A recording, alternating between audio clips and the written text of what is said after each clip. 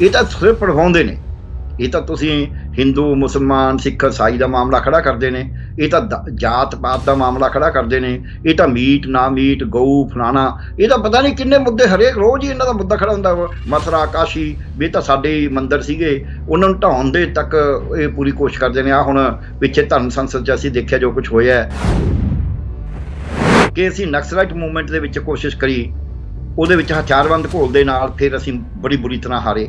ਅਸੀਂ 84 'ਚ ਵੀ ਹਾਰੇ ਜੀ। ਉਹਦਾ ਕਾਰਨ ਕੀ ਸੀ?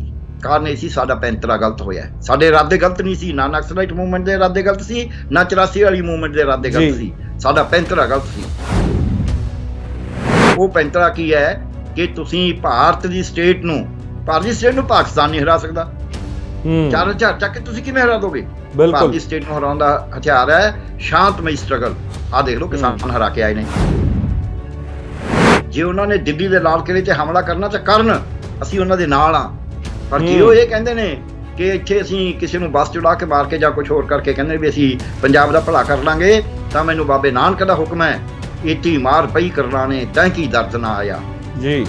ਮੇਰਾ ਤਾਂ ਕਿਸੇ ਨੇ ਸਿਰ ਨਹੀਂ ਲਾਇਆ ਵੀ ਉਦੋਂ ਨਾ ਡਰ ਨਹੀਂ ਸੀ, ਹੁਣ ਕਾਹਦਾ ਡਰ ਹੈ? ਹੁਣ ਕੋਈ ਨਹੀਂ ਡਰਦਾ।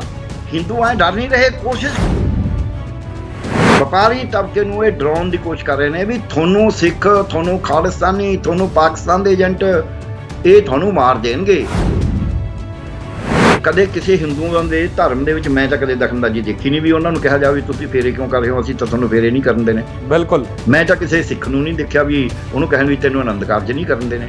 ਇਹ ਤਾਂ ਬਲਕਿ ਇਹਨਾਂ ਦੇ ਜਿਹੜੇ ਐਕਸਟ੍ਰੀਮਿਸਟ ਸੰਗਠਨ ਨੇ ਉਹ ਡੰਡਾ ਚੱਕਦੇ ਨੇ। ਕੋਈ ਕਹਿੰਦਾ ਜੀ ਤੁਸੀਂ ਐਂ ਮਰਿਆਦਾ ਨਹੀਂ ਰੱਖੀ, ਤੁਸੀਂ ਫਲਾਣਾ ਨਹੀਂ ਕਰਿਆ। ਤੇ ਕੌਣ ਚਾਹੁੰਦਾ ਵੀ ਇੱਥੇ ਪੰਜਾਬ 'ਚ ਇੱਦਾਂ ਅੱਗ ਲੱਗੇ? ਉਹਨੇ ਜਿਉਣਾ ਹੈ ਪੰਜਾਬ 'ਚ, ਉਹਨੇ ਸ਼ਾਂਤੀ ਨਾਲ ਰਹਿਣਾ ਹੈ, ਉਹਨੇ ਦੂਜਿਆਂ ਦੇ ਨਾਲ ਉਹਦਾ 100 ਮਤਭੇਦ ਹੋਵੇ ਪਰ ਉਹ ਕਤਲ ਵਗਾਰ ਤੇ ਨਹੀਂ ਆਉਂਦਾ। ਪੰਜਾਬੀ ਦੀ ਇਹੀ ਤਾਂ ਖਾਸੀਅਤ ਹੈ। ਇਹ ਸਾਡੇ ਰਾਸ਼ਟਰਪਤੀ ਨੂੰ ਮੰਦਿਰ ਦੇ ਵਿੱਚ ਨਹੀਂ ਜਾਣ ਦਿੱਤਾ ਜਾਂਦਾ, ਪੌੜੀਆਂ ਤੇ ਬਿਠਾ ਕੇ ਪ੍ਰਸ਼ਾਦ ਦਿੱਤਾ ਜਾਂਦਾ, ਫਿਰ ਆਪਾਂ ਸਮਝ ਹੀ ਸਕਦੇ ਹਾਂ ਵੀ ਕਿੰਨਾ ਵੱਡਾ ਹਾਲਾਤ ਹੈਗੀ। ਪੰਜਾਬ ਦੇ ਕਿਸੇ ਗੁਰਦੁਆਰੇ 'ਚ ਮੈਨੂੰ ਕੋਈ ਉਦਾਹਰਨ ਦੇ ਦੇ ਵੀ ਜਾਂ ਫਲਾਣੇ ਬੰਦੇ ਨੂੰ ਅੰਦਰ ਨਹੀਂ ਜਾਣ ਦਿੱਤਾ ਵੀ ਤੂੰ ਤਾਂ ਦਲਿਤ ਹੈ, ਸ਼ੈਡਿਊਲਡ ਕਾਸਟ ਹੈ, ਇਸ ਕਰਕੇ ਤੂੰ ਅੰਦਰ ਨਹੀਂ ਜਾ ਸਕਦਾ। ਜਿਹੜਾ ਤਾਂ ਗੱਠਜੋੜ ਬਣਿਆ ਬੀਜੇਪੀ ਵਾਲਾ, ਉਹਨੂੰ ਤਾਂ ਉਮੀਦ ਹੀ ਨਹੀਂ ਰੱਖਣੀ ਚਾਹੀਦੀ ਵੀ ਉਹਨੂੰ ਕੋਈ ਫਲੋਟਿੰਗ ਵੋਟ ਪੈ ਜਾਊ। ਉਹਨੂੰ ਤਾਂ ਉਹਦੀ ਪੱਕੀ ਵੋਟ ਵੀ ਮਿਲਣੀ ਮੁਸ਼ਕਲ ਹੈ। ਉਹਦੇ ਨਾਲ ਤਾਂ ਜਿੰਨੇ ਬੰਦੇ ਆ ਜਿਵੇਂ ਹੁਣ ਰਲੇ ਨੇ, ਜਿੰਨੇ ਟੁੱਟ ਕੇ ਰਲੀ ਜਾਣਗੇ, ਲੋਕਾਂ ਨੂੰ ਹੋਰ ਕੀ ਹੋਊਗਾ ਵੀ ਚੰਗਾ ਹੋਇਆ ਯਾਰ ਸਾਰੇ ਇਹ ਜਿਹੇ ਸੀਗੇ, ਉਹ ਉੱਥੇ ਉਹੀ ਇਕੱਠੇ ਕਰ ਰਹੇ ਨੇ। ਸਤਿ ਸ਼੍ਰੀ ਅਕਾਲ, ਔਨ 에ਅਰ ਦੇਖ ਰਹੇ ਹੋ। ਮੈਂ ਹਾਂ ਸਿਮਰਨਜੋਤ ਸਿੰਘ ਮੱਕੜ। ਪੰਜਾਬ ਦੀਆਂ ਫਿਜ਼ਾਵਾਂ ਦੇ ਵਿੱਚ ਸਿਆਸੀ ਮਾਹੌਲ ਗਰਮਾਇਆ ਹੋਇਆ ਹੈ। ਪਹਿਲੀ ਵਾਰ ਸ਼ਾਇਦ ਐਸਾ ਹੋਊਗਾ ਕਿ ਪੰਜਾਬ ਦੇ ਐਨਾਲਿਸਟ ਨੇ, ਪੰਜਾਬ ਪੱਖੀ ਲੋਕਾਂ ਨੇ ਇਸ ਤਰ੍ਹਾਂ ਦਾ ਮਾਹੌਲ ਦੇਖਿਆ ਹੋਣਾ। ਬਹੁਤ ਸਾਰੀਆਂ ਪਾਰਟੀਆਂ ਦਾ ਦਾਅ ਲੱਗਿਆ ਹੋਇਆ, ਵਕਾਰ ਦਾ ਸਵਾਲ ਹੈ। ਪਰ ਆਖਰ ਪੰਜਾਬ ਦੇ ਜਿਹੜੇ ਮੌਜ਼ੂਆਂ ਦੀ ਅਸੀਂ ਗੱਲ ਕਰਦੇ ਹਾਂ ਕਿ ਪੰਜਾਬੀਅਤ ਤੇ ਪੰਜਾਬ ਦੇ ਮੌਜ਼ੂ ਨਹੀਂ ਦਿਸ ਰਹੇ। ਨਿੱਜੀ ਬਿਆਨ, ਨਿੱਜੀ ਲੜਾਈਆਂ, ਇੱਕ ਦੂਜੇ ਦੀ ਤੂੰ ਮੈਂ, ਇਹ ਉੱਭਰ ਕੇ ਆਈ ਹੈ। ਇਸ ਦੇ ਉੱਤੇ ਅੱਜ ਗੱਲਬਾਤ ਕਰਾਂਗੇ। ਡਾਕਟਰ ਪਿਆਰੇ ਲਾਲ ਗਰਗ ਸਾਹਿਬ ਸਾਡੇ ਨਾਲ ਨੇ, ਕਿਸੇ ਜਾਣ ਪਹਿਚਾਣ ਦੇ ਮੁਹਤਾਜ ਨਹੀਂ ਹੈਗੇ। ਬਹੁਤ ਬਹੁਤ ਸਵਾਗਤ ਹੈ ਸਰ ਤੁਹਾਡਾ ਜੀ। ਸ਼ੁਕਰੀਆ ਜੀ, ਬਹੁਤ ਬਹੁਤ। ਡਾਕਟਰ ਸਾਹਿਬ, ਕੀ ਲੱਗਦਾ ਹੈ ਜੀ ਪੰਜਾਬ ਦੀਆਂ ਸਿਆਸੀ ਫਿਜ਼ਾਵਾਂ ਕੀ ਕਹਿ ਰਹੀਆਂ ਹੈ? ਤੁਸੀਂ ਕੀ ਅੰਡਰਸਟੈਂਡ ਕਰ ਰਹੇ ਹੋ ਹੁਣ ਤੱਕ? ਦੇਖੋ, ਗੱਲ ਇਹ ਹੈ ਵੀ ਪੰਜਾਬ ਬੜੇ ਵੱਡੇ ਚਤਰਫੇ ਸੰਕਟ 'ਚ ਘਿਰਿਆ ਹੋਇਆ ਹੈ। ਉਹ ਸੰਕਟ 'ਚੋਂ ਨਿਕਲਣ ਦੇ ਯਤਨ ਪੰਜਾਬ ਦੀ ਯੂਥ, ਪੰਜਾਬ ਦੀ ਵੂਮਨ, ਪੰਜਾਬ ਦਾ ਹੋਰ ਕੋਈ ਹਰ ਤਬਕਾ ਕੋਸ਼ਿਸ਼ ਕਰ ਰਿਹਾ ਵੀ ਇਹ 'ਚੋਂ ਨਿਕਲੀਏ। ਉਹ 'ਚੋਂ ਨਿਕਲਣ ਦੀ ਬੜੀ ਵੱਡੀ ਤਾਂਘ ਹੈ। ਉਸੇ ਤਾਂਘ ਦੇ ਸਹਾਰੇ ਕਿਸੇ ਜ਼ਮਾਨੇ 'ਚ ਆਪ ਦੇ ਪਿੱਛੇ ਲੱਗੇ ਸੀ ਲੋਕ, ਤੇ ਹੁਣ ਵੀ ਆਪ ਦਾ ਪ੍ਰਭਾਵ ਹੈਗਾ। ਤੇ ਹੁਣ ਕਿਸਾਨੀ ਜਿਹੜੇ ਹੈਗੇ ਨੇ SSM, ਸੰਯੁਕਤ ਸਮਾਜ ਮੋਰਚਾ, ਉਹਨਾਂ ਨੇ ਵੀ ਕੋਸ਼ਿਸ਼ ਕਰੀ ਆ, ਉਹਨਾਂ ਦੇ ਵੀ ਪਿੱਛੇ ਲੋਕ ਹੈਗੇ ਨੇ। ਲੋਕਾਂ ਦੀ ਇੱਛਾ ਹੈ ਵੀ ਕੋਈ ਨਾ ਕੋਈ, ਤੇ ਕਾਂਗਰਸ ਵਿੱਚ ਨਵਜੋਤ ਸਿੰਘ ਸਿੱਧੂ, ਪ੍ਰਗਟ ਸਿੰਘ, ਇਹਨਾਂ ਦਾ ਵੀ ਮੰਨਿਆ ਜਾਂਦਾ ਵੀ ਇਹ ਵੀ ਕੁਛ ਕਰਨ ਦੀ ਕੋਸ਼ਿਸ਼ ਕਰ ਰਹੇ ਨੇ। ਤੇ ਅਕਾਲੀ ਦਲ ਆਪਦੀ ਮੁੜ ਕੇ ਧਰਾਤਲ ਖੋਜਣ ਦੀ ਕੋਸ਼ਿਸ਼ ਕਰ ਰਿਹਾ ਹੈ। ਅਕਾਲੀ ਦੇ ਨਾਲੋਂ BJP ਟੁੱਟ ਕੇ BJP ਹੋਰ ਇੱਧਰੋਂ ਉੱਧਰੋਂ ਜੋੜ ਕੇ ਅਮਰਿੰਦਰ ਸਿੰਘ ਜਿਹੜੀ ਆਪਦੀ 4.5 ਸਾਲ ਦੀ ਕਾਰਗੁਜ਼ਾਰੀ ਹੈ ਉਹਨੂੰ ਭੁੱਲ ਕੇ ਉਹ ਮੁੜ ਕੇ CM ਬਣਨ ਦੇ ਸੁਪਨੇ ਲੈ ਰਿਹਾ ਹੈ। ਸੋ ਇਸ ਕਰਕੇ ਇਹਦੇ 'ਚ ਜਿਹੜੀ ਅਸੀਂ ਕਹੀਏ ਬਹੁ ਪੱਖੀ ਇਹਦੇ ਆਯਾਮ ਨੇ ਜਿਹੜੇ ਇੱਕ ਦੂਜੇ ਨਾਲ ਕਿਤੇ ਨਾ ਕਿਤੇ ਭਿੜਦੇ ਤੇ ਕਿਤੇ ਨਾ ਕਿਤੇ ਮਿਲਦੇ ਨਜ਼ਰ ਆਉਂਦੇ ਨੇ। ਕੋਈ ਸਪੈਕੂਲੇਸ਼ਨ ਹੋ ਸਕਦੀ ਹੈ ਡਾਕਟਰ ਸਾਹਿਬ? ਗਾਇਬ ਹੈ ਜੀ, ਹਾਂਜੀ, ਜਿਹੜਾ ਇਹਦੇ 'ਚੋਂ ਗਾਇਬ ਹੈ ਉਹ ਪੰਜਾਬ ਗਾਇਬ ਹੈ ਕਿਤੇ ਨਾ ਕਿਤੇ। ਸੱਚੀ ਗੱਲ ਤੁਹਾਨੂੰ ਦੱਸਾਂ ਕਿਵੇਂ, ਪੰਜਾਬ ਦੇ ਜਿਹੜੀ ਸਮੱਸਿਆ ਹੈ, ਉਹ ਪੰਜਾਬ ਇੱਕ ਨਵੇਕਲੀ ਸਟੇਟ ਹੈ। ਪਹਿਲੀ ਗੱਲ ਸਾਨੂੰ ਇਹ ਸਮਝ ਲੈਣਾ ਚਾਹੀਦਾ ਹੈ, ਦੱਖਣੀ ਭਾਰਤ ਦੀਆਂ ਸਟੇਟਾਂ ਆਪਦੀਆਂ ਨੇ, ਤੇ ਜਿਹੜਾ ਪੂਰਬੀ ਭਾਰਤ ਹੈ, ਨਾਰਥ ਈਸਟ, ਉਹਦੀਆਂ ਸਟੇਟਾਂ ਆਪਣੀਆਂ ਨੇ, ਉਹਨਾਂ ਦੀਆਂ ਆਪਣੀਆਂ ਤੌਰ ਤਰੀਕੇ ਨੇ।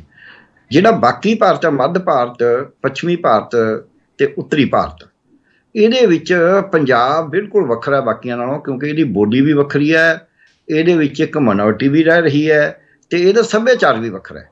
ਇਹ ਜਿਹੜੀ ਪਹਿਚਾਣ ਹੈ ਪੰਜਾਬ ਦੀ, ਇਹੀ ਇਹਦੀ ਦੁਖਾਂਤ ਦਾ ਵੀ ਕਾਰਨ ਬਣੀ ਹੈ ਕਿ ਇਸ ਨੂੰ ਉਸੇ ਬਹੁ ਗਿਣਤੀ ਦੇ ਨਾਲ ਰਲਾਉਣ ਦੀ ਕੋਸ਼ਿਸ਼ ਕਰੀ ਹੈ, ਕਿਵੇਂ ਨਾ ਕਿਵੇਂ। ਜਿਹੜੀ ਵੀ ਸਰਕਾਰ ਆਈ, ਕਿਸੇ ਨੇ ਤੇਜ਼ੀ ਨਾਲ ਕਰੀ, ਕਿਸੇ ਨੇ ਹੌਲੀ ਕਰੀ, ਕਿਸੇ ਨੇ ਡੰਡੇ ਨਾਲ ਕਰਨ ਦੀ ਕੋਸ਼ਿਸ਼ ਕਰੀ, ਜੋ ਵੀ ਕਰਿਆ। ਸੋ ਅੱਜ ਪੰਜਾਬ ਦੇ ਵਿੱਚ ਨਤੀਜਾ ਇਹ ਨਿਕਲਿਆ ਉਹਨਾਂ ਸਾਰੀਆਂ ਚਾਲਾਂ ਦਾ ਕਿ ਪੰਜਾਬ ਦਾ ਜਿਹੜਾ ਮੈਂ ਕਿਹਾ ਹਰ ਪਾਸੇ ਦਾ ਸੰਕਟ ਹੈ, ਜਿਹੜਾ ਚਾਹੇ ਉਹ ਸਿੱਖਿਆ ਲੈ ਲਈਏ, ਸਿਹਤ ਲੈ ਲਈਏ, ਪਰਿਆਵਰਨ ਲੈ ਲਈਏ, ਰੁਜ਼ਗਾਰ ਲੈ ਲਈਏ, ਨਸ਼ਿਆਂ ਦੀ ਗੱਲ ਲੈ ਲਈਏ, ਜਾਂ ਅਸੀਂ ਪਾਣੀ ਦਾ ਮਾਮਲਾ ਲੈ ਲਈਏ ਕਿ ਪਾਣੀ ਪੰਜਾਬ ਦਾ ਕਿਵੇਂ ਖਰਾਬ ਹੋ ਗਿਆ, ਹਵਾ ਕਿਵੇਂ ਖਰਾਬ ਹੋ ਗਈ, ਮਿੱਟੀ ਕਿਵੇਂ ਖਰਾਬ ਹੋ ਗਈ, ਜਾਂ ਫਿਰ ਇੱਥੇ ਅਸੀਂ ਕਹੀਏ ਵੀ ਜਿਹੜਾ ਲਾ ਐਂਡ ਆਰਡਰ ਈਵਨ ਉਹ ਕਿਉਂ ਖਰਾਬ ਹੋ ਗਿਆ।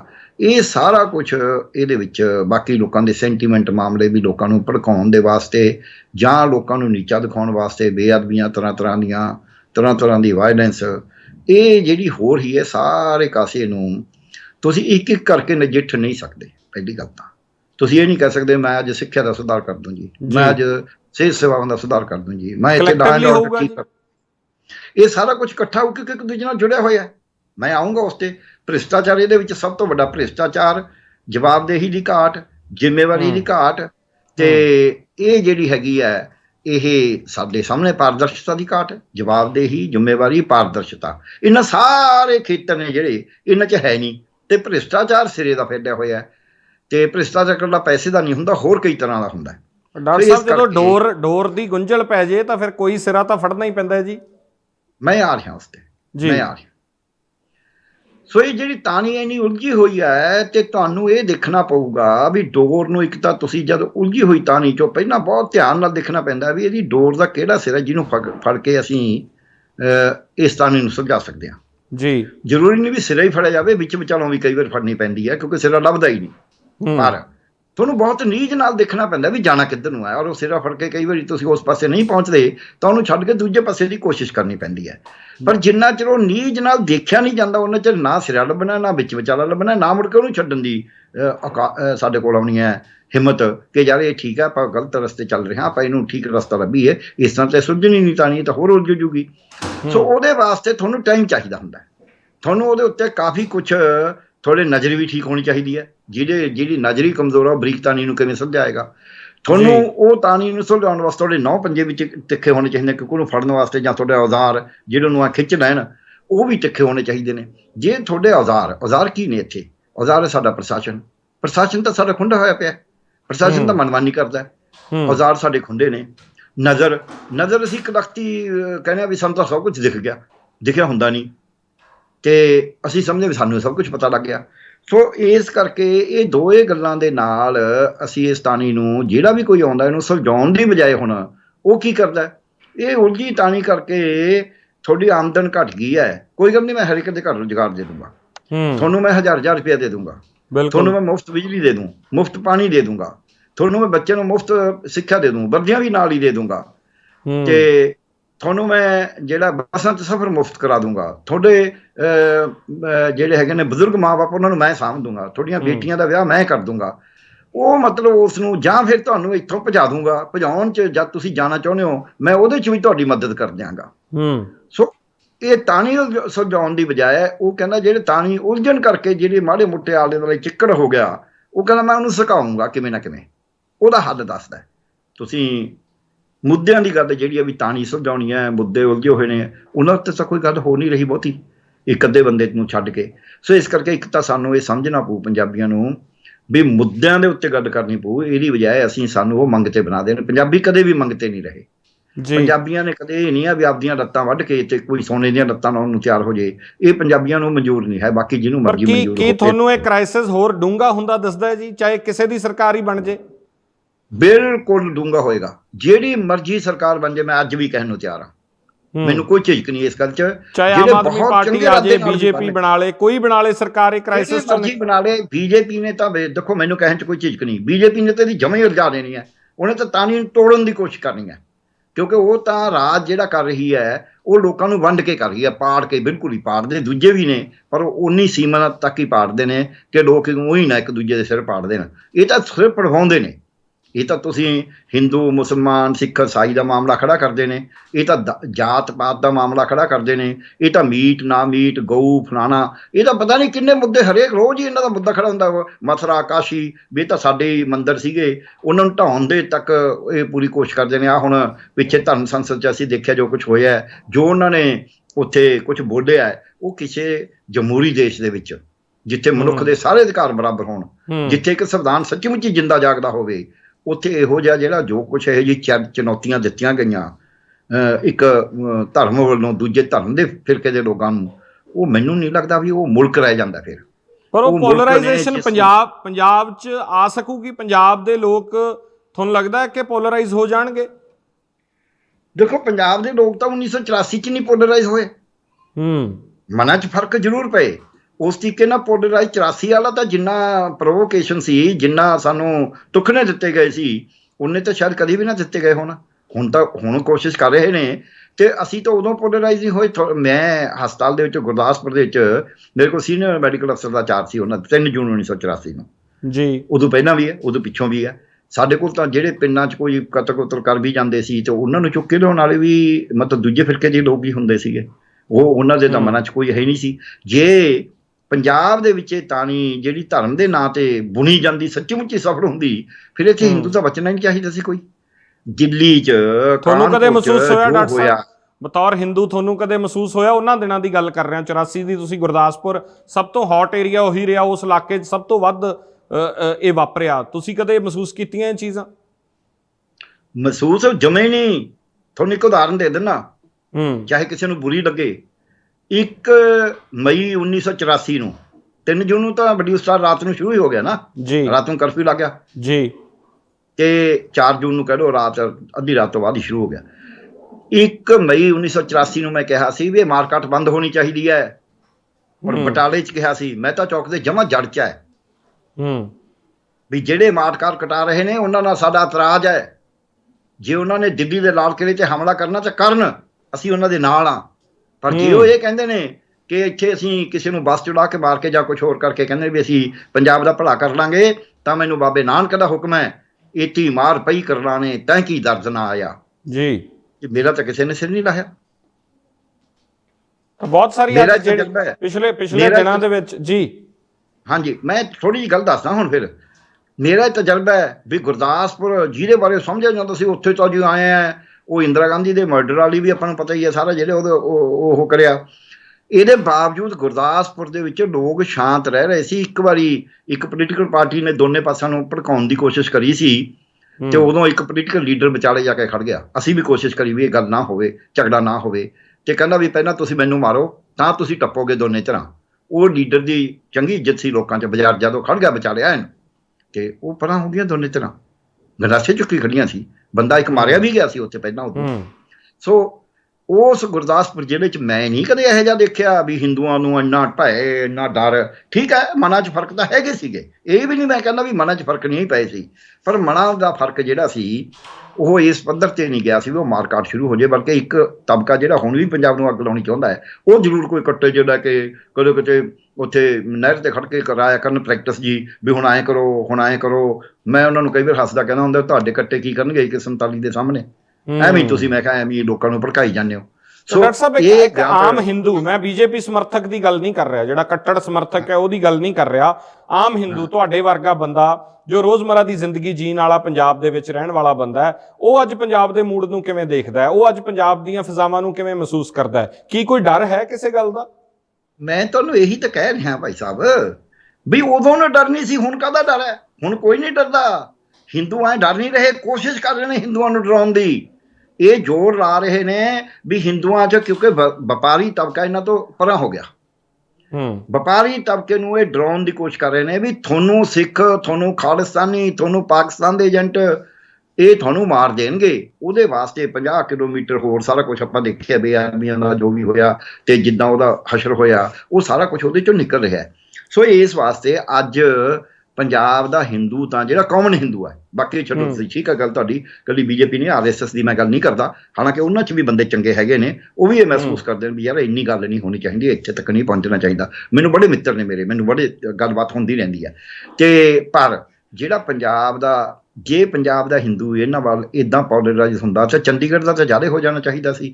ਆਹ ਹੁਣੀ ਮਿਊਨਿਸਪਲ ਕਾਰਪੋਰੇਸ਼ਨ ਦੀਆਂ ਚੋਣਾਂ ਹੋਈਆਂ ਨੇ, 14 ਸੀਟਾਂ ਜਿੱਤੀਆਂ ਨੇ ਆਪਨੇ, ਔਰ ਵੋਟ ਵੀ ਕੋਈ ਥੋੜੀ ਨਹੀਂ ਲਈ, 27.5% ਵੋਟ ਲਈ ਹੈ। ਕਾਂਗਰਸ ਦੀ 30 ਦੇ ਲਾਗੇ ਹੈ, 0.1 ਘੱਟ ਹੈ, ਤੇ BJP 29.5% ਹੈ, ਤੇ ਕਾਂਗਰਸ ਨੂੰ ਆਈਆਂ ਨੇ 8 ਤੇ BJP ਨੂੰ 12 ਤੇ ਉਹਨਾਂ ਨੂੰ 14 ਸੀਟਾਂ ਆਈਆਂ ਨੇ, ਅਕਾਲੀ ਦਲ ਨੂੰ 1 ਆਈ ਹੈ। ਸੋ ਤੁਸੀਂ ਐ ਜੇ ਪੋਲਰਾਈਜ਼ ਐ ਹੋਇਆ ਹੁੰਦਾ, ਚੰਡੀਗੜ੍ਹ ਵਰਗਾ ਸ਼ਹਿਰ ਜਿਹਦੇ ਵਿੱਚ ਕਾਫੀ ਸਾਰੀ ਹਿੰਦੂ ਪਾਪੂਲੇਸ਼ਨ ਹੈ, ਜਿੱਥੇ ਲੋਕ ਡਰ ਵੀ ਸਕਦੇ ਨੇ, ਜਿੱਥੇ ਕਿਸੇ ਜ਼ਮਾਨੇ 'ਚ ਡਰ ਪਿਆ ਵੀ ਸੀ, ਜਿੱਥੇ ਇੱਥੇ ਰਿਜ਼ਰਵੇਸ਼ਨ ਦੇ ਖਿਲਾਫ ਬੈਠੇ ਬੱਚਿਆਂ ਦੇ ਉੱਤੇ ਜਿਹੜਾ ਸੀ ਗੋਲੀਆਂ ਚਲਾ ਕੇ ਬੰਦੇ ਮਾਰ ਵੀ ਦਿੱਤੇ ਸੀ, ਜਿੱਥੇ ਇੱਥੇ BBMB ਦਾ ਚੇਅਰਮੈਨ ਵੀ ਮਾਰਤਾ ਸੀ, ਜਿੱਥੇ ਇੱਥੇ ਅਕਾਲੀਆਂ ਦਾ ਵਿੱਤ ਮੰਤਰੀ ਉਹ ਵੀ ਮਾਰਤਾ ਸੀ, ਵਿੱਤ ਮੰਤਰੀ ਰਿਹਾ ਹੋਇਆ ਇੱਥੇ, ਉਸ ਵਕਤ ਵੀ, ਉਸ ਦੇ ਬਾਵਜੂਦ ਉਸ ਚੰਡੀਗੜ੍ਹ 'ਚ ਕੱਲ੍ਹ ਰਿਜ਼ਲਟ ਆਏ ਨੇ ਤੇ ਤੁਸੀਂ ਦੇਖ ਹੀ ਲਿਆ ਵੀ ਉਹਦੇ ਤੇ ਕਿੰਨਾ ਕੁ ਲੋਕਾਂ ਤੇ ਅਸਰ ਹੈ। ਇਹਦਾ ਫਰਕ ਪੰਜਾਬ ਤੇ ਪਊਗਾ, ਇਸ ਗੱਲ ਦਾ ਫਰਕ ਪੰਜਾਬ ਦੇ ਵੋਟਰ ਤੇ ਪੈਂਦਾ ਹੈ, ਪੰਜਾਬ ਦੇ ਸ਼ਹਿਰੀ ਹਿੰਦੂ ਤੇ ਜਾਂ ਸ਼ਹਿਰੀ ਵੋਟਰ ਤੇ? ਵੋਟਰ ਤੇ ਤਾਂ ਥੋੜ੍ਹਾ ਜਿਹਾ ਤਾਂ ਪਊਗਾ ਹੀ, ਪਰ ਇੱਥੇ ਦੀਆਂ ਹਾਲਤਾਂ ਹੋਰ ਸੀਗੀਆਂ, ਪੰਜਾਬ ਦੀਆਂ ਹੋਰ ਨੇ, ਇਹਨਾਂ ਦੋਹਾਂ ਨੂੰ ਮੁਕਾਬਲਾ ਨਹੀਂ ਕਰ ਸਕਦੇ ਤੁਸੀਂ। ਜਦ ਇਹ ਗੱਲ ਕਰਦੇ ਹੋ ਉਦੋਂ ਤੁਸੀਂ ਵੋਟਾਂ ਨੂੰ ਪਿਓਰਲੀ ਹਿੰਦੂ ਤੇ ਸਿੱਖ ਦੇ ਮਾਮਲੇ 'ਚ ਦੇਖ ਰਹੇ ਹੋ। ਮੈਨੂੰ ਇਸ ਗੱਲ ਦੇ ਉੱਤੇ ਵੀ ਮੇਰਾ ਮਤਭੇਦ ਹੈ ਜੀ। ਸਾਰੀਆਂ ਵੋਟਾਂ ਨੂੰ ਹਿੰਦੂ ਸਿੱਖ ਦੇ ਮਾਮਲੇ ਜਦ ਅਸੀਂ ਦੇਖਾਂਗੇ, ਚਾਹੇ ਕੋਈ ਮੀਡੀਆ ਦੇਖੇ ਚਾਹੇ ਕੋਈ ਦੇਖੇ, ਇਹਦਾ ਮਤਲਬ ਅਸੀਂ ਆਪ ਹੀ ਵੰਡ ਕਰ ਰਹੇ ਹਾਂ ਲੋਕਾਂ ਦੀ ਜੀ। ਅਸੀਂ ਪੰਜਾਬੀ ਹਾਂ, ਪੰਜਾਬ ਦੇ ਹਿੰਦੂ ਮੈਜੋਰਟੀ ਹਿੰਦੂ ਪੰਜਾਬੀ ਨੇ, ਉਹ ਠੀਕ ਹੈ, ਉਹਨਾਂ 'ਚੋਂ ਕੁਛ ਨੂੰ ਭੜਕਾ ਕੇ ਕਰਕੇ ਵੀ ਤੁਸੀਂ ਆਪਦੀ ਭਾਸ਼ਾ ਹਿੰਦੀ ਲਿਖਾ ਦਿਓ, ਤੁਹਾਡਾ ਤਾਂ ਹੋਰ ਹੈ। ਕਦੇ ਕਿਸੇ ਹਿੰਦੂਆਂ ਦੇ ਧਰਮ ਦੇ ਵਿੱਚ ਮੈਂ ਤਾਂ ਕਦੇ ਦਖਲਅੰਦਾਜ਼ੀ ਦੇਖੀ ਨਹੀਂ ਵੀ ਉਹਨਾਂ ਨੂੰ ਕਿਹਾ ਜਾਵੇ ਤੁਸੀਂ ਫੇਰੇ ਕਿਉਂ ਕਰ ਰਹੇ ਹੋ, ਅਸੀਂ ਤਾਂ ਤੁਹਾਨੂੰ ਫੇਰੇ ਨਹੀਂ ਕਰਨ ਦੇਣੇ। ਬਿਲਕੁਲ, ਮੈਂ ਤਾਂ ਕਿਸੇ ਸਿੱਖ ਨੂੰ ਨਹੀਂ ਦੇਖਿਆ ਵੀ ਉਹਨੂੰ ਕਹਿਣ ਵੀ ਤੈਨੂੰ ਆਨੰਦ ਕਾਰਜ ਨਹੀਂ ਕਰਨ ਦੇਣੇ।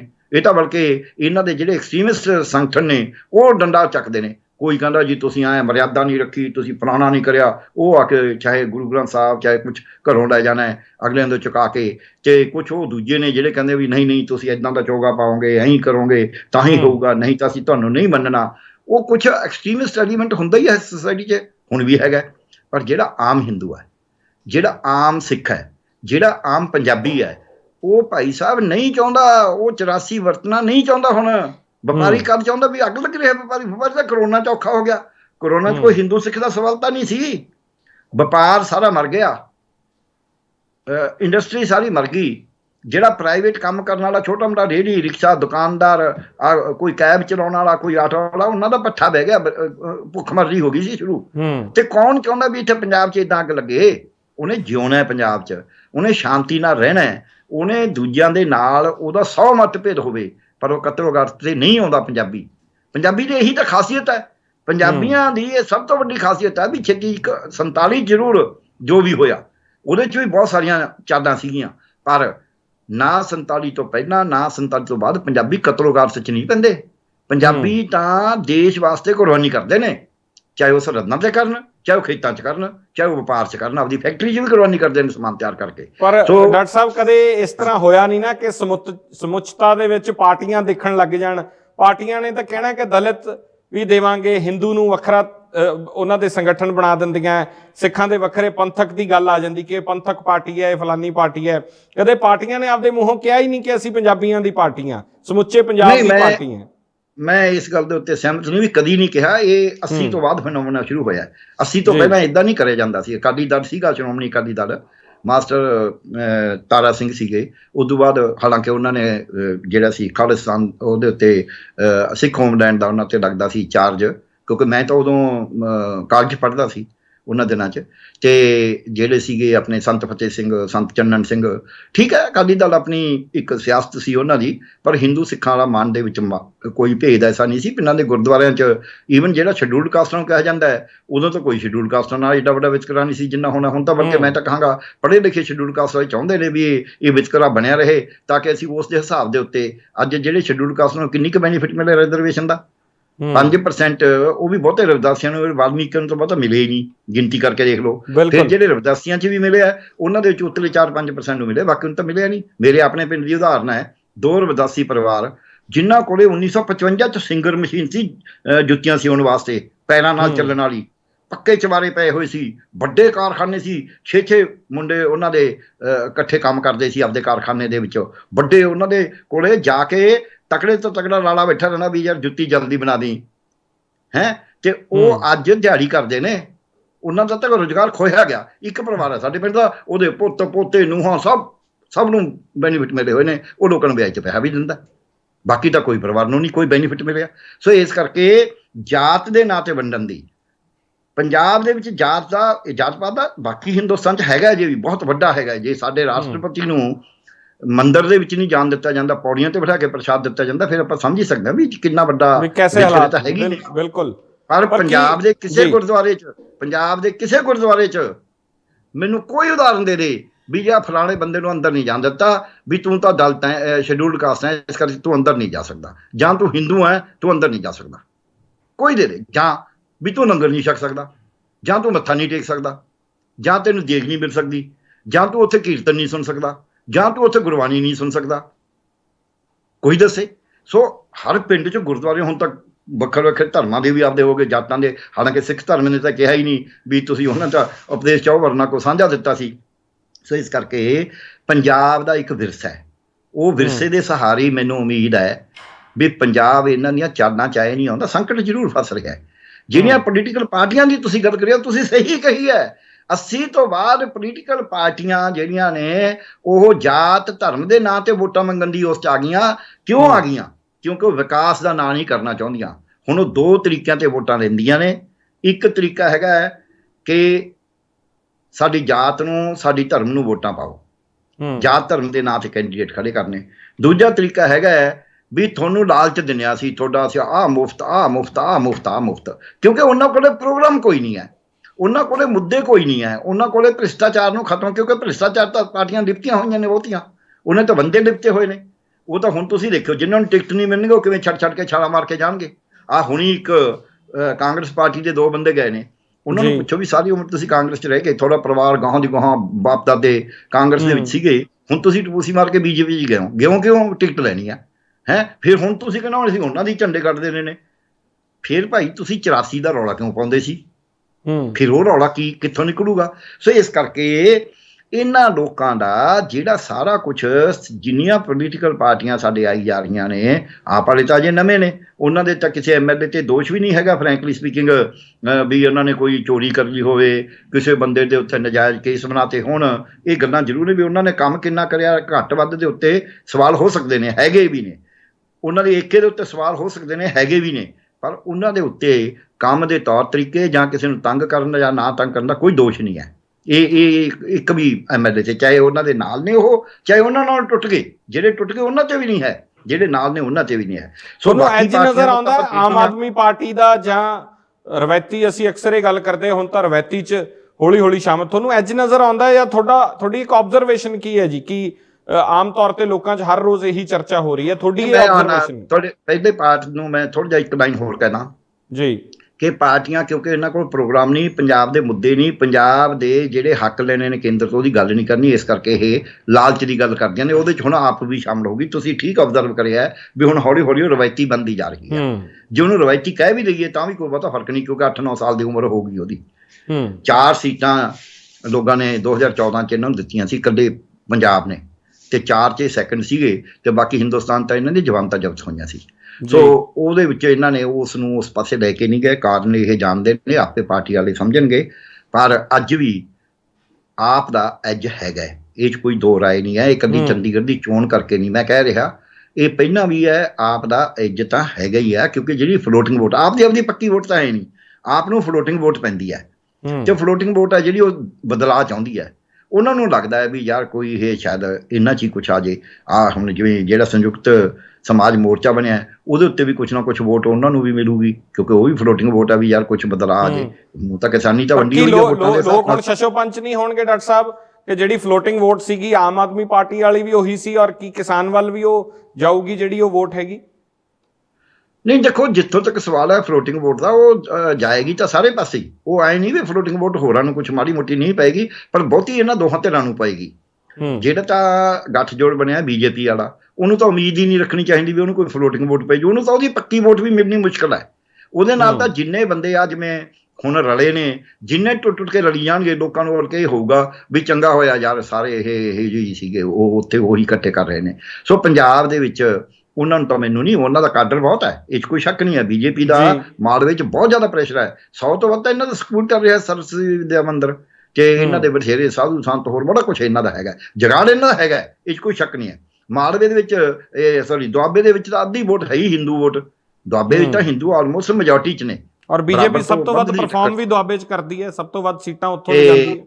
ਪਰ ਦੁਆਬੇ ਦੇ ਵਿੱਚ ਇਸੇ ਕਰਕੇ ਦੁਆਬੇ 'ਚ ਇਹਨਾਂ ਦਾ ਜ਼ੋਰ ਹੈ। ਦੁਆਬੇ 'ਚ ਕਿਉਂਕਿ ਜਿਹੜੀ ਸ਼ੈਡਿਊਲ ਕਾਸਟ ਵੋਟ ਹੈ ਉਹ ਵੀ ਕਾਫੀ ਹੈ, ਸਭ ਤੋਂ ਜ਼ਿਆਦਾ ਵੋਟ ਹੈ ਸ਼ੈਡਿਊਲ ਕਾਸਟ ਦੁਆਬੇ 'ਚ। ਸੋ ਇਹ ਜਿਹੜਾ ਇਹਨਾਂ ਦਾ, ਪਰ ਇਹਨਾਂ ਦਾ ਇੱਕ ਭੁਲੇਖਾ ਜਿਹੜਾ ਹੈ, 37% ਸ਼ੈਡਿਊਲ ਕਾਸਟ ਵੋਟ ਹੈ ਉਹ ਸਾਰਿਆਂ 'ਚ ਵੰਡੀ ਹੋਈ ਹੈ। ਉਹ BSP ਕੋਲ ਵੀ ਹੈ, ਉਹ ਅਕਾਲੀਆਂ ਕੋਲ ਵੀ ਹੈ, ਮਜ਼੍ਹਬੀ ਸਿੱਖ ਤਾਂ ਪਾਉਣਗੇ ਅਕਾਲੀਆਂ ਨੂੰ, ਉਹ ਕਾਂਗਰਸ ਕੋਲ ਵੀ ਹੈ ਬਹੁਤ ਸਾਰੀ, ਤੇ ਉਹ ਜਿਹੜੇ ਹੈਗੀ ਆਪਣਾ ਆਪ ਵਾਲਿਆਂ ਕੋਲ ਵੀ ਹੈਗੀ ਹੈ, ਉਹ ਆਪ ਨੂੰ ਵੀ ਪਾਉਣਗੇ, ਉਹ ਕਿਸਾਨਾਂ ਨੂੰ ਵੀ ਥੋੜ੍ਹੀ ਘਣੀ ਜਾਊਗੀ, ਭਾਵੇਂ ਥੋੜ੍ਹੀ ਜਾਵੇ ਉਹ, ਤੇ ਉਹ ਬੀਜੇਪੀ ਨੂੰ ਵੀ ਕਿਸਾਨ ਜਿਹੜਾ ਸ਼ੈਡਿਊਲਡ ਕਾਸਟ ਹੈ ਬੀਜੇਪੀ ਨਾਲ ਵੀ ਹੈਗਾ। ਹੁਣ ਰੱਦਰ ਸਾਹਿਬ ਜੁਆਇਨ ਕਰ ਗਏ ਨਾ, ਤੇ ਪਹਿਲਾਂ ਵੱਖਰੀ ਪਾਰਟੀ ਬਣਾਉਂਦੇ ਸੀ, ਹੋਰ ਸੀ ਹੈ, ਤੇ ਉਹਨਾਂ ਦੇ ਉੱਤੇ ਪਰ ਸਵਾਲ ਇਹ ਉੱਠਦੇ ਨੇ ਵੀ ਚਾਰ ਜਿਨ੍ਹਾਂ ਦੇ ਤੁਸੀਂ DC ਨੇ ਹੋ ਯਾਰ, ਉਹਦੇ ਤੋਂ ਤੁਸੀਂ ਕਦੇ ਮਨਰੇਗਾ ਨਹੀਂ ਲਾਗੂ ਕਰਿਆ ਉੱਥੇ, ਹੁਣ ਕੀ ਜਵਾਬ ਦਿਓਗੇ? ਸੋ ਜਵਾਬ ਤਾਂ ਲੋਕ ਮੰਗਣਗੇ ਵੀ ਹੁਣ ਤੱਕ ਸ਼ੈਡਿਊਲਡ ਕਾਸਟਾਂ ਦੀ ਹਾਲਤ ਮਾੜੀ ਕਿਉਂ ਹੈ, ਉਹਦਾ ਤਾਂ ਸਵਾਲ ਆਏਗਾ। ਉਹਨਾਂ ਤੇ ਵੀ ਆਏਗਾ ਵੀ ਤੁਸੀਂ ਤਾਂ ਅਧਿਕਾਰੀ ਨਹੀਂ ਹੋ ਭਾਈ, ਤੁਸੀਂ ਤਾਂ ਜਿਹੜੇ ਰੂਟੀਨ ਕੰਮ ਸੀ ਉਹ ਤਾਂ ਉਹਨਾਂ ਦੇ ਕਰ ਹੀ ਸਕਦੇ ਸੀ ਨਾ। ਉਹਨਾਂ ਨਾਲ ਜਿਹੜੀ ਰੂਟੀਨ ਜਾਤੀ ਹੈ, ਜਿਹ 'ਚ ਕੋਈ ਬਹੁਤਾ ਕਿਸੇ ਨੂੰ ਨਾਰਾਜ਼ ਵੀ ਨਹੀਂ ਕਰਨਾ ਪੈਂਦਾ, ਤੁਸੀਂ ਤਾਂ ਉਹ ਵੀ ਨਹੀਂ ਦਿੱਤਾ। ਸੋ ਇਹ ਸਵਾਲ ਤਾਂ ਆਉਣਗੇ, ਪਰ ਇਹ ਸੱਚ ਹੈ ਵੀ ਆਪ ਵਾਲਿਆਂ 'ਚ ਤੇ ਜਿਹੜਾ ਹੈਗਾ SSM, ਇਹ 'ਚ ਵੋਟ ਵੰਡੀ ਜਾਣੀ। SSM ਦਾ ਇੱਕ ਵੱਡਾ ਦੁਖਾਂਤ ਕੀ ਹੋਏਗਾ, ਉਹ ਇਹ ਹੈ ਵੀ ਜੇ ਆਪ ਨਾਲ ਰਲਦੇ ਨੇ ਤਾਂ ਜਮਾਂ ਹੀ ਜਾਣਗੇ ਇਹ, ਕਿਉਂਕਿ ਇਹਨਾਂ ਦੇ ਉੱਤੇ ਇੱਕ ਬਿੱਡਾ ਪੱਕਾ ਲੱਗ ਜੂ ਵੀ ਤੁਸੀਂ ਤਾਂ ਰਵਾਇਤੀ ਪਾਰਟੀਆਂ ਦੇ ਨਾਲ ਆਉਣਾ। ਫਿਰ ਜੀ ਆਪ ਜਿਹੜੀ ਹੈ, ਆਪ ਨੇ ਕੋਈ ਬਦਲਾਅ ਦੀ ਗੱਲ ਨਹੀਂ ਕਰੀ। ਜੇ ਆਪਾਂ ਦੇਖੀਏ 370 ਧਾਰਾ ਆਈ, ਆਪ ਬੋਲੀ ਨਹੀਂ ਬੋਲੀ। ਸ਼ਹੀਨ ਬਾਗ ਦੇ ਵਿੱਚ ਗੋਲੀ ਮਾਰੋ ਸਾਲੋਂ ਕੋ ਕਹਿਤਾ, ਆਪ ਬੋਲੀ। ਈਵਨ ਕਿਸਾਨ ਮੋਰਚੇ 'ਚ ਕਹਿਣ ਨੂੰ ਜੋ ਮਰਜ਼ੀ ਕਹੀ ਜਾਣ, ਸੰਯੁਕਤ ਕਿਸਾਨ ਮੋਰਚੇ 'ਚ ਕਿੰਨੀਆਂ ਕੁ ਸਿਹਤ ਸਹੂਲਤਾਂ ਤਾਂ ਬਿਲਕੁਲ ਦਿੱਲੀ ਸਰਕਾਰ ਕੋਲ ਸੀਗੀਆਂ, ਜਾ ਕੇ ਦੇਖ ਲਓ ਵੀ ਕਿੰਨੀਆਂ ਦਿੱਤੀਆਂ ਸੀ ਇਹਨਾਂ ਨੇ। ਉੱਥੇ ਡਾਕਟਰ ਸਵਾਏ ਮਾਨ ਸਿੰਘ ਹੋਰੀ ਹੋਰ ਉਹੀ ਕਰਦੇ ਰਹੇ ਨੇ ਵਲੰਟੀਅਰ ਜਾ ਕੇ। ਸੋ ਉੱਥੇ ਜਿਹੜੀ ਪਾਣੀ ਦੀ ਹੋਰ ਦੀ ਜਿਹੜੀ ਸਹੂਲਤ ਦੇਣੀ ਸੀ ਉਹ ਤਾਂ ਦਿੱਲੀ ਸਰਕਾਰ ਨੇ ਦੇਣੀ ਸੀ। ਇਹ ਠੀਕ ਹੈ, ਦਿੱਲੀ ਸਰਕਾਰ ਨੇ ਉਹਨਾਂ 'ਚ ਰੋੜਾ ਨਹੀਂ ਬਣੇ, ਪਰ ਸਹੂਲਤ ਦੇਣ 'ਚ ਨਹੀਂ ਬਹੁਤ ਵੱਡਾ ਕਰਿਆ। ਨਹੀਂ ਤਾਂ 62 MLA ਸੀ, 62 MLA ਜਾਂ ਸ਼ਹੀਨ ਬਾਗ ਤੇ ਗੋਲੀ ਚੱਲੀ ਹੈ ਤੇ ਉਹਨਾਂ ਨੂੰ ਮਾਰਿਆ ਵੀ ਗਿਆ ਤੇ ਉਹਨਾਂ 'ਤੇ ਕੇਸ ਬਣਾਇਆ ਗਿਆ। 62 MLA ਨੇ ਜਲੂਸ ਕਿਉਂ ਨਹੀਂ ਕੱਢੇ ਬਈ ਉੱਥੇ ਵੀ ਭਾਈ ਇਹ ਤਾਂ ਨਜਾਇਜ਼ ਹੋਈ ਹੈ, ਬਿਲਕੁਲ ਇਹ ਤਾਂ ਮਾੜੀ ਹੋਈ ਹੈ, ਉਹ ਤਾਂ ਬੋਲੇ ਹੀ ਨਹੀਂ। ਸੋ ਇਸ ਕਰਕੇ ਆਪਾਂ ਇਸ ਪਾਸੇ ਨਾ ਜਾਈਏ। ਉਹਨੂੰ ਤਾਂ ਕਈ ਲੋਕ ਇਹ ਵੀ ਕਹਿੰਦੇ ਨੇ ਵੀ ਉਹਨਾਂ ਦੀ B ਟੀਮ ਹੈ। ਦੂਜੀ ਗੱਲ, ਪੰਜਾਬ 'ਚ ਆ ਕੇ ਪੰਜਾਬ ਦੇ ਲੋਕ ਠੀਕ ਹੈ ਉਹਦੇ ਨਾਲ ਆਉਣਗੇ, ਪਰ ਪੰਜਾਬ 'ਚ ਜੇ ਮੈਂ ਦੂਜੇ ਪਾਸਿਓਂ ਦੇਖਦਾ, ਮੈਂ ਮੁੱਦਿਆਂ ਦੀ ਗੱਲ ਕਿਉਂਕਿ ਕਰ ਰਿਹਾ, ਆਪਾਂ ਪੰਜਾਬ ਦੇ ਵਿੱਚ ਜੇ ਕੋਈ ਮਾੜਾ ਸਕੂਲ ਦਿਖਾਉਣਾ ਵੀ ਸਕੂਲ ਮਾੜਾ ਹੈ ਤਾਂ ਦਿੱਲੀ ਦਾ ਲੀਡਰ ਆ ਕੇ ਦਿਖਾ ਰਿਹਾ, ਪੰਜਾਬ ਦਾ ਨਹੀਂ ਦਿਖਾ ਰਿਹਾ। ਜੇ ਕੋਈ ਹਸਪਤਾਲ ਮਾੜਾ ਦਿਖਾਇਆ ਜਾ ਰਿਹਾ ਚੰਨੀ ਸਾਹਿਬ ਦੇ ਏਰੀਏ 'ਚ ਵੀ, ਚਮਕੌਰ ਸਾਹਿਬ ਦੇ ਬੜੌਕੀਆ ਮਾੜਾ ਹਸਪਤਾਲ ਹੈ, ਉਹ ਦਿੱਲੀ ਦਾ ਲੀਡਰ ਆ ਕੇ ਦਿਖਾ ਰਿਹਾ, ਉਹ ਪੰਜਾਬ ਦਾ ਨਹੀਂ ਦਿਖਾ ਰਿਹਾ।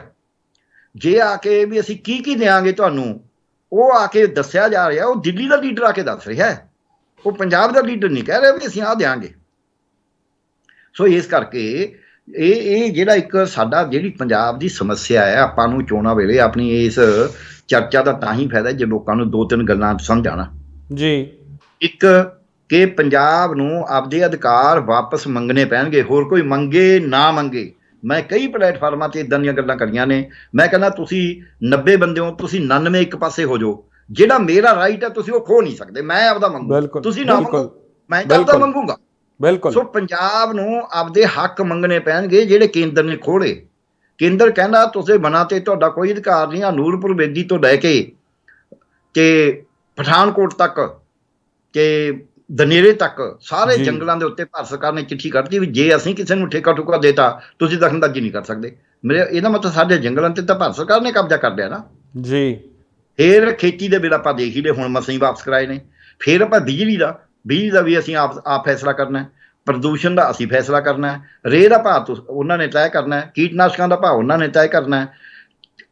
ਫਸਲਾਂ ਦਾ ਭਾਅ ਉਹਨਾਂ ਨੇ ਤੈਅ ਕਰਨਾ, ਕਿਹੜੀ ਚੀਜ਼ ਹੈ ਜਿਹੜੀ ਅਸੀਂ ਸਿੱਖਿਆ ਉਹਨਾਂ ਨੇ ਤੈਅ ਕਰਨੀ। ਹੁਣ ਤਾਂ ਪ੍ਰਾਇਮਰੀ ਸਿੱਖਿਆ ਵੀ ਉਹਨਾਂ ਨੇ ਆਪਦੇ ਕੋਲ ਲੈ ਲਈ, ਹੁਣ ਤਾਂ ਸਿੱਖਿਆ ਦਾ ਮੱਧਮ ਵੀ ਉਹਨਾਂ ਕੋਲ ਹੋ ਗਿਆ। ਆ ਪੰਜਾਬੀ ਨੂੰ ਗੌਣ ਵਿਸ਼ਾ ਬਣਾਤਾ, ਔਰ ਸਾਡੇ ਸਿਆਸਤਦਾਨਾਂ ਨੂੰ ਇੰਨਾ ਕੁ ਪਤਾ ਹੈ ਤੇ ਪ੍ਰਸ਼ਾਸਨਿਕ ਅਧਿਕਾਰੀਆਂ ਨੂੰ ਕਿ ਜਿਹੜਾ ਪੰਜਾਬ ਦੀ ਅਸੈਂਬਲੀ 'ਚ ਇਹਨਾਂ ਨੇ ਬਿੱਲ ਪਾਸ ਕਰਿਆ, ਅਮੈਂਡਮੈਂਟ ਤਰਮੀਮ ਕਰੀ ਆ ਪੰਜਾਬੀ ਭਾਸ਼ਾ, ਪੰਜਾਬੀ ਭਾਸ਼ਾ, ਪੰਜਾਬੀ 'ਚ ਹੋਰ ਭਾਸ਼ਾਵਾਂ ਖੇਤਰੀ ਭਾਸ਼ਾਵਾਂ ਦੇ ਪੜ੍ਹਾਉਣ ਦਾ ਐਕਟ, ਤੇ ਉਹ ਕਾਨੂੰਨ 'ਚ ਤਰਮੀਮ ਹੀ ਗੈਰ ਸੰਵਿਧਾਨਕ ਹੈ।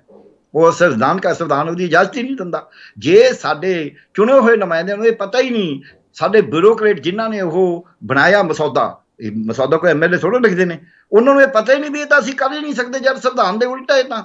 ਤੇ ਫਿਰ ਅਸੀਂ ਕਿੰਨਾ ਕੁ ਸਮਝ ਸਕਦੇ ਹਾਂ ਵੀ ਕੋਈ ਸਾਡੇ ਇੱਥੇ ਕਾਨੂੰਨ ਦਾ ਰਾਜ ਹੋਏਗਾ ਜਾਂ ਸਾਨੂੰ ਕੋਈ ਇਨਸਾਫ ਮਿਲ ਜਾਏਗਾ।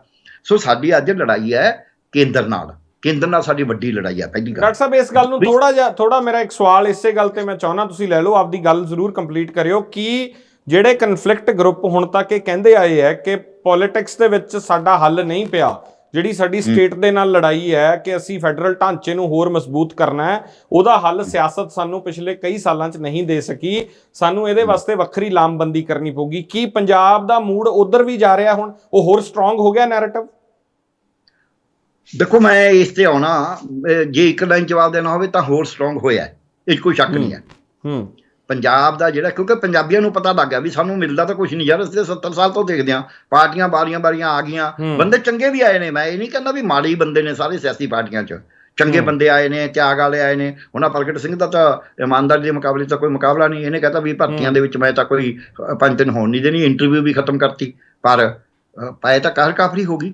ਸੁਪਰੀਮ ਕੋਰਟ ਨੂੰ ਕਹਿਣਾ ਪਿਆ ਵੀ ਸਾਰਾ ਰਿਕਾਰਡ ਚੀਫ ਸੈਕਟਰੀ ਸੀਲ ਕਰੇ, ਜਿੱਥੇ ਹਾਈ ਕੋਰਟ ਨੂੰ ਇਹ ਕਹਿਣਾ ਪਵੇ ਵੀ ਸਾਨੂੰ ਤੁਹਾਡੇ ਮਹਿਕਮੇ ਤੇ ਵਿਸ਼ਵਾਸ ਨਹੀਂ, ਅਸੀਂ ਚੀਫ ਸੈਕਟਰੀ ਨੂੰ ਹੁਕਮ ਦਿੰਦੇ ਹਾਂ ਕਿ ਉਹ ਰਿਕਾਰਡ ਸੀਲ ਕਰੇ। ਉਹ ਤੋਂ ਇਹਨਾਂ ਨੂੰ ਤਾਂ ਸ਼ਰਮ ਹੀ ਨਹੀਂ ਆਈ ਡਿਪਾਰਟਮੈਂਟ ਨੂੰ ਤਾਂ। ਫਿਰ ਉਦੋਂ ਮੁੜ ਕੇ ਇਹੀ ਸ਼ਰਮ ਦੀ ਗੱਲ ਨਹੀਂ, ਉਦੋਂ ਮੁੜ ਕੇ ਚਿੱਠੀਆਂ ਵੰਡਣੀਆਂ ਸ਼ੁਰੂ ਕਰਤੀਆਂ ਇੱਕ DPI ਨੇ ਜਾ ਕੇ, ਉਹ ਦੂਜੇ ਬੰਦੇ ਦਿਖਾ ਰਹੇ ਨੇ, ਮੀਡੀਆ ਜਾ ਰਹੀਆਂ ਨੇ। ਜਿੱਥੇ ਕਾਨੂੰਨ ਇੰਨਾ ਤੋੜ ਦਿੱਤਾ ਜਾਵੇ, ਇੱਕ ਚੰਗਾ ਬੰਦਾ ਜਿੱਥੇ ਮੰਤਰੀ ਹੋਵੇ ਜਿਹਦੇ ਉੱਤੇ ਕੋਈ ਦਾਗ ਨਾ ਹੋਵੇ, ਜਿੱਥੇ ਉੱਥੇ ਕਾਨੂੰਨ ਇੰਨਾ ਟੁੱਟ ਸਕਦਾ ਹੈ, ਫਿਰ ਬਾਕੀ ਜਗ੍ਹਾ ਤੇ ਤਾਂ ਪਾਪੀ ਹਿਸਾਬ ਲਾ ਸਕਦੇ, ਜਿੱਥੇ ਮੰਤਰੀ ਆਪ ਹੀ ਰਲਿਆ ਹੋਵੇ ਉੱਥੇ ਤਾਂ ਤੁਸੀਂ, ਜਿੱਥੇ ਕਹਿੰਦੇ ਨੇ ਵੀ ਚੋਰ ਤੇ ਚੌਕੀਦਾਰ ਰਲੀ ਜਾਣ, ਫਿਰ ਤਾਂ ਕੋਈ ਅੰਤ ਹੀ ਨਹੀਂ ਰਹਿੰਦਾ। ਸੋ ਇਸ ਕਰਕੇ ਆਪਾਂ ਇਹ ਭੁਲੇਖਾ ਨਾ ਰੱਖੀਏ, ਸਹੀ ਗੱਲ ਹੈ। ਇਹ ਲੜਾਈ ਲੜੀ ਕਿਵੇਂ ਜਾਊਗੀ? ਅਸੀਂ ਹਥਿਆਰਬੰਦ ਲੜਾਈ ਨਹੀਂ ਦੇਖ ਲਈ, ਅਸੀਂ ਪੋਲੀਟੀਕਲ ਲੜਾਈ ਤਾਂ ਲੜਦੇ ਹੀ ਆ ਰਹੇ ਹਾਂ। ਅਸੀਂ ਇੱਕ ਲੰਮਾ ਦੌਰ ਦੇਖਿਆ ਜਦੋਂ ਪੰਜਾਬ ਹਥਿਆਰਬੰਦ ਲੜਾਈ 'ਚ ਵੀ ਆ ਜਾਂਦਾ ਹੈ, ਉਹ ਖਤਮ ਹੁੰਦੀ ਹੈ, ਨੌਜਵਾਨ ਮਰਦੇ ਨੇ। ਤਾਂ ਜਦੋਂ ਉਦੋਂ ਅਸੀਂ ਫੈਡਰਲ ਢਾਂਚੇ ਨੂੰ ਸਟਰੋਂਗ ਕਰਨ ਵਾਸਤੇ ਲੜਦੇ ਰਹੇ, ਉਹ ਨਹੀਂ ਅਚੀਵ ਕਰ ਸਕੇ, ਤਾਂ ਅੱਜ ਉਹਦਾ ਮੁੱਢ ਕੌਣ ਬੰਨੂਗਾ? ਕਿਸ ਤਰ੍ਹਾਂ ਲੜਾਂਗੇ ਜੀ? ਬਿਲਕੁਲ ਠੀਕ ਸਵਾਲ ਹੈ, ਜਾਇਜ਼ ਸਵਾਲ ਹੈ, ਔਰ ਇਹ ਸਵਾਲ ਹਰੇਕ ਨੂੰ ਕਰਨਾ ਚਾਹੀਦਾ ਹੈ। ਮੈਂ ਪਹਿਲੀ ਵਾਰੀ ਤੁਹਾਤੋਂ ਸੁਣ ਰਿਹਾ, ਨਹੀਂ ਤਾਂ ਇਹ ਸਵਾਲ ਉਦੋਂ ਹੀ ਹੁੰਦਾ ਕੌਣ ਜਿੱਤੂ ਕੌਣ ਹਾਰੂ 'ਚ। ਬਹੁਤ ਵਧੀਆ ਸਵਾਲ ਕਰਿਆ ਤੁਸੀਂ ਜੀ। ਇਹ ਸਵਾਲ ਹੈ ਕਿ ਅਸੀਂ ਨਕਸਲਾਈਟ ਮੂਵਮੈਂਟ ਦੇ ਵਿੱਚ ਕੋਸ਼ਿਸ਼ ਕਰੀ, ਉਹਦੇ ਵਿੱਚ ਹਥਿਆਰਬੰਦ ਘੋਲ ਦੇ ਨਾਲ ਫਿਰ ਅਸੀਂ ਬੜੀ ਬੁਰੀ ਤਰ੍ਹਾਂ ਹਾਰੇ। ਅਸੀਂ 84 'ਚ ਵੀ ਹਾਰੇ ਜੀ। ਉਹਦਾ ਕਾਰਨ ਕੀ ਸੀ?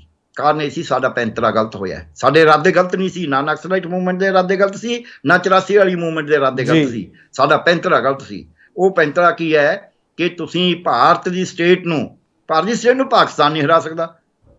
ਚਾਰ ਹਥਿਆਰ ਚੱਕ ਕੇ ਤੁਸੀਂ ਕਿਵੇਂ ਹਰਾ ਦੋਗੇ? ਭਾਰਤ ਦੀ ਸਟੇਟ ਨੂੰ ਹਰਾਉਣ ਦਾ ਹਥਿਆਰ ਹੈ ਸ਼ਾਂਤਮਈ ਸਟਰਗਲ। ਆਹ ਦੇਖ ਲਓ ਕਿਸਾਨ ਹਰਾ ਕੇ ਆਏ ਨੇ। ਐਤਕੀ ਪੈਂਤਰਾ ਠੀਕ ਰਿਹਾ, ਜਿੰਨਾ ਚਿਰ ਪੈਂਤਰਾ ਠੀਕ ਰਿਹਾ ਅਸੀਂ ਹਰਾ ਕੇ ਆਏ ਹਾਂ। ਤਿੰਨੇ ਕਾਨੂੰਨ ਵਾਪਸ ਹੋਏ ਨੇ। ਫਿਰ ਉਹ ਕਹਿੰਦੇ ਚੰਗਾ ਨੋਟੀਫਿਕੇਸ਼ਨ ਤੋਂ ਬਾਅਦ ਜਾਵਾਂਗੇ। ਫਿਰ ਕਹਿੰਦੇ ਤੁਸੀਂ ਆਹ MSP ਦੇ ਉੱਤੇ, ਬਿਜਲੀ ਦੇ ਉੱਤੇ ਲਿਖ ਕੇ ਦਿਓਗੇ ਚਿੱਠੀ ਸਾਨੂੰ। ਫਿਰ ਚਿੱਠੀ ਆ ਗਈ, ਉਹਦੀ ਚਿੱਠੀ ਮੰਨੀ ਨਹੀਂ ਵੀ ਨਹੀਂ ਇਹਦੇ ਸੋਧ ਕਰੋ।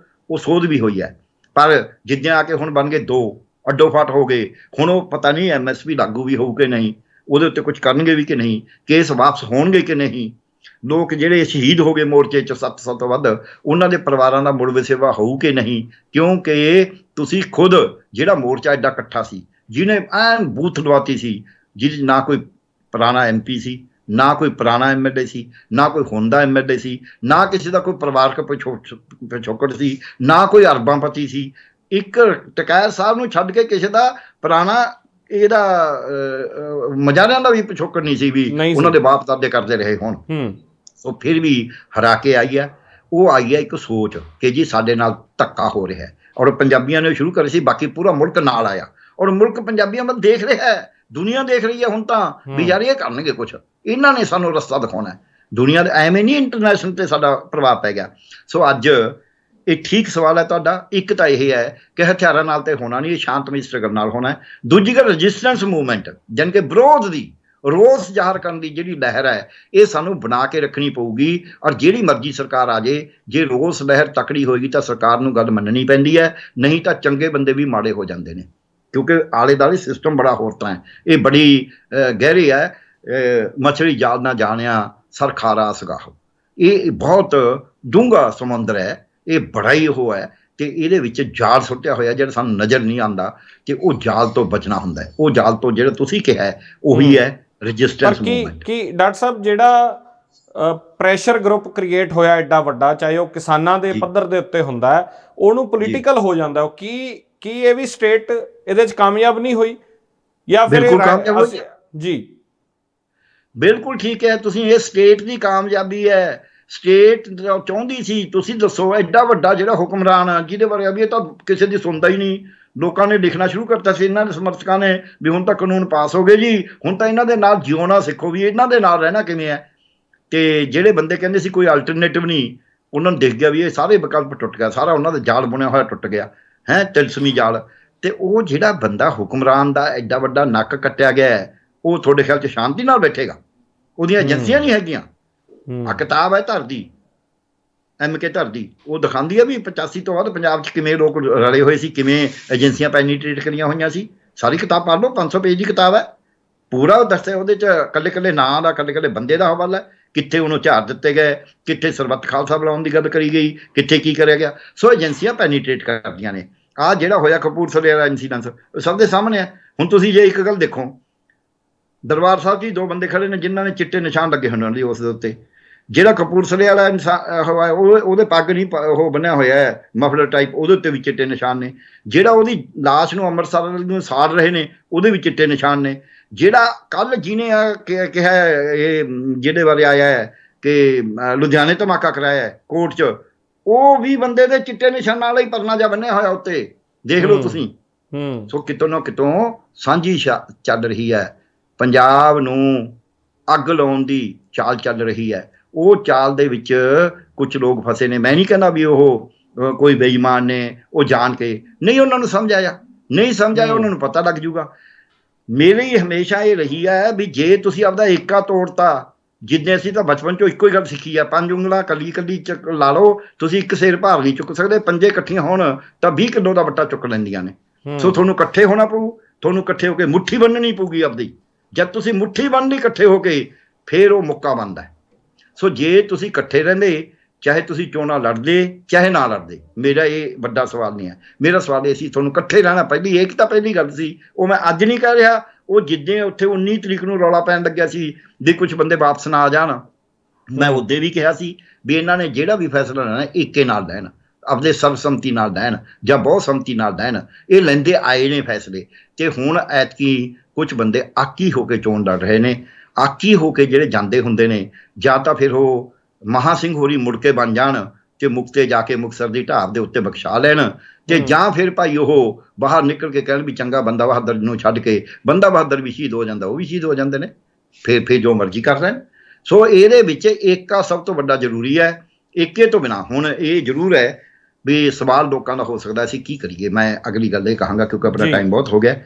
ਇੱਕ ਕਿ ਸੰਯੁਕਤ ਕਿਸਾਨ ਮੋਰਚੇ 'ਚ ਮੈਨੂੰ ਅਜੇ ਵੀ ਲੱਗਦਾ ਹੈ ਤਾਕਤ ਹੈ, ਕਿਉਂਕਿ ਜਿਹੜੀਆਂ ਵੱਡੀਆਂ ਧਿਰਾਂ ਨੇ, ਚਾਹੇ ਉਹ ਆਪਸ ਵਿੱਚ ਵੱਖ-ਵੱਖ ਵੀ ਨੇ, ਉਗਰਾਹਾਂ ਗਰੁੱਪ ਹੈ, ਕਿਸਾਨ ਮਜ਼ਦੂਰ ਸੰਘਰਸ਼ ਕਮੇਟੀ ਹੈ ਮਾਝੇ ਵਾਲੀ, ਡੱਲੇਵਾਲ ਸਾਹਿਬ ਦਾ ਗਰੁੱਪ ਹੈ, ਤੇ ਜਿਹੜਾ ਹੈਗਾ ਆਪਣਾ ਡਕੌਂਦਾ ਗਰੁੱਪ ਹੈ, ਇਹ ਕਿਰਤੀ ਕਿਸਾਨ ਯੂਨੀਅਨ ਹੈ। ਇਹਨਾਂ ਦੇ ਕਾਫੀ ਮਤਲਬ ਤਕੜੇ ਇਹਨਾਂ ਦੇ ਕੈਡਰ ਨੇ, ਇਹਨਾਂ ਦੇ ਕੋਲ ਕਾਫੀ ਹਿੰਮਤ ਹੈ। ਇਹ ਮੈਨੂੰ ਲੱਗਦਾ ਵੀ ਮੋਰਚੇ ਨੂੰ ਡਾਕਟਰ ਦਰਸ਼ਨਪਾਲ ਨੇ ਲੀਡਰਸ਼ਿਪ ਵੀ ਤਕੜੀ ਹੈਗੀ ਆ, ਜਗਮੋਹਨ ਸਿੰਘ ਨੇ, ਇਹਨਾਂ ਦੀ ਲੀਡਰਸ਼ਿਪ, ਧਨੇਰ ਸਾਹਿਬ ਨੇ, ਆਪਾਂ ਨੂੰ ਪਤਾ ਹੀ ਆ ਕਿੱਡਾ ਵੱਡਾ ਸਟਰਗਲ ਲੜਿਆ ਰਣਜੀਤ ਖਾਨ ਵਾਲਾ। ਤੇ ਉਹ ਜਿਹੜੇ ਲੋਕ ਨੇ, ਇਹ ਸਾਰੇ ਸਿਆਣੇ ਲੋਕ ਨੇ, ਸੁਹਿਰਦ ਨੇ, ਇਹ ਮੋਰਚੇ ਨੂੰ ਸਾਂਭ ਲੈਣਗੇ। ਟਕੈਤ ਸਾਹਿਬ ਦਾ ਬਿਆਨ ਆ ਗਿਆ, ਬੜਾ ਸੋਹਣਾ ਬਿਆਨ ਆ ਗਿਆ।